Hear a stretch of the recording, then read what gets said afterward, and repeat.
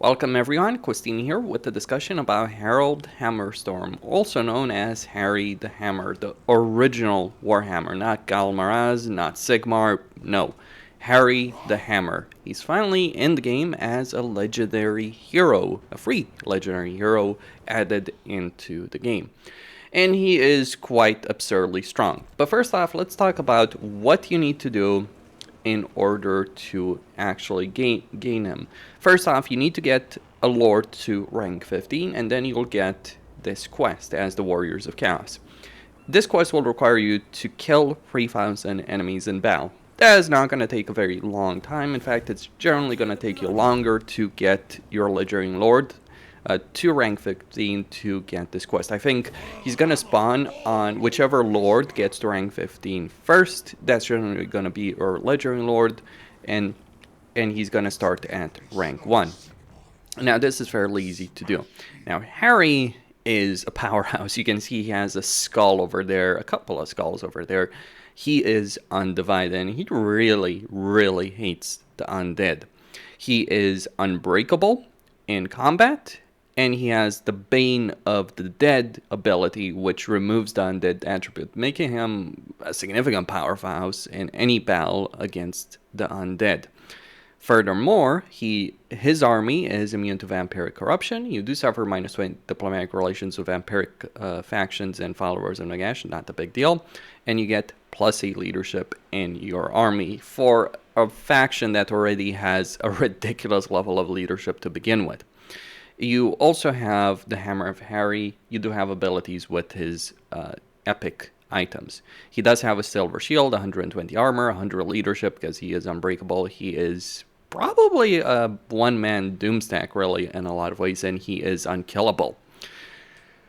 Furthermore, let's take a look at his skill line. He is an exalted hero, basically, with a special skill line and some items. That's exactly how he works. An undivided exalted hero. Now, this is great because getting exalted heroes can be a problem in Warriors of Chaos campaigns, generally because you don't want to get the structure for it. And even if you do get the structure, you do require reasonably high, you do require at least a tier 2, but at tier 2 you're just not going to have the slots.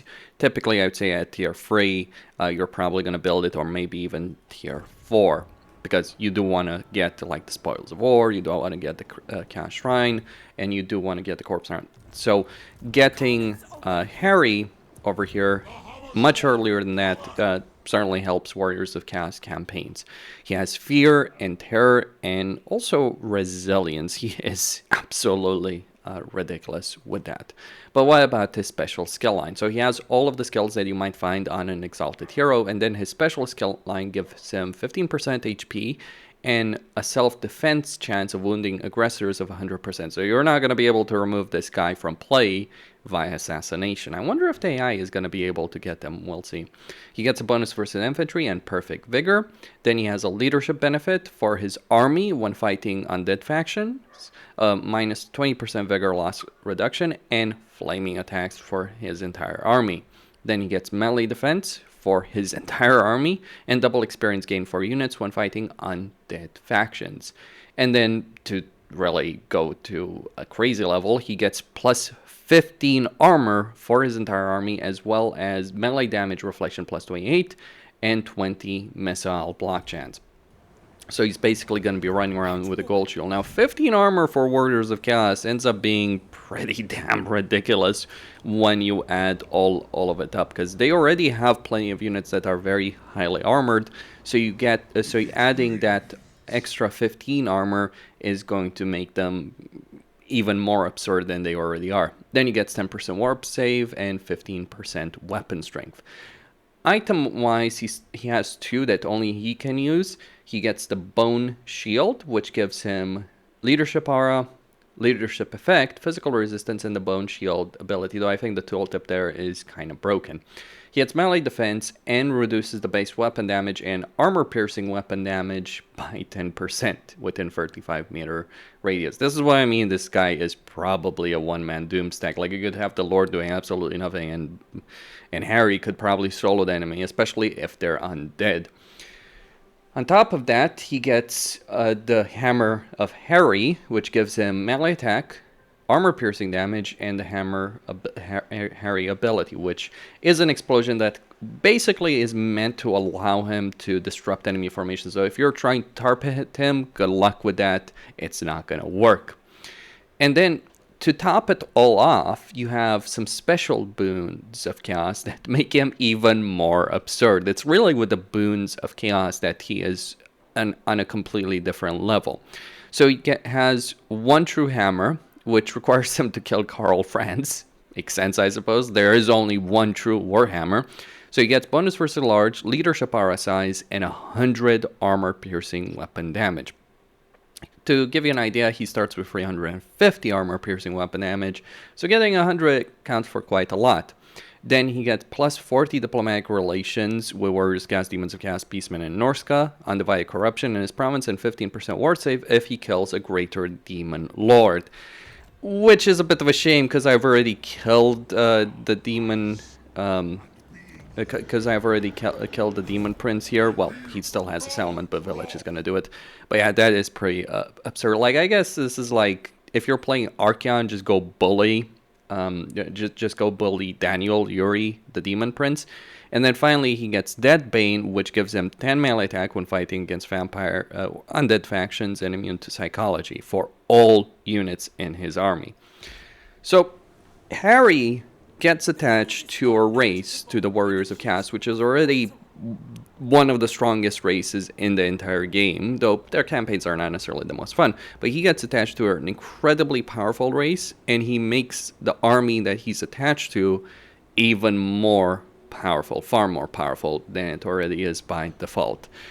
That is an absurd level of power, and I think compared to quite a lot of legendary heroes in the game, I mean, yeah, Lord Croak, Alariel, or Ariel, like, they're great as casters, but like as a melee hero, he is absurdly strong, by far away, far stronger than, say, someone like Gorduz is, as an example. Though Gorduz is more about buffing the army. Harry buffs the army, and then he's a monster in combat.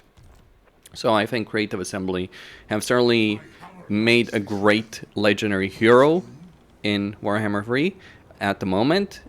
And yeah, they did him justice. He is absurdly strong. He probably can like, imagine a Doomstack of him, one-man Doomstack or two-man Doomstack between Valkia and Harry, or Be'lakor and Harry, Archeon and Harry. Yeah, you probably can solo entire Doomstacks with those, or two-man those Doomstacks, those endgame crises with these two, especially if we're talking about the Vampire Counts one or the Nagash one. They could probably handle that kind of situation, especially if you could get regeneration from Isabella, though obviously that is asking for quite a bit, but if you can do it, it is very, very possible, I think.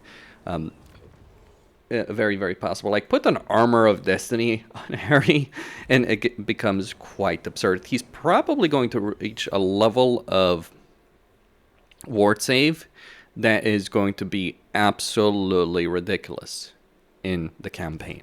Just completely, absolutely ridiculous. Anyway, that's all. Questine signing out. Don't forget to subscribe, like, and enable notifications, and stay tuned for more.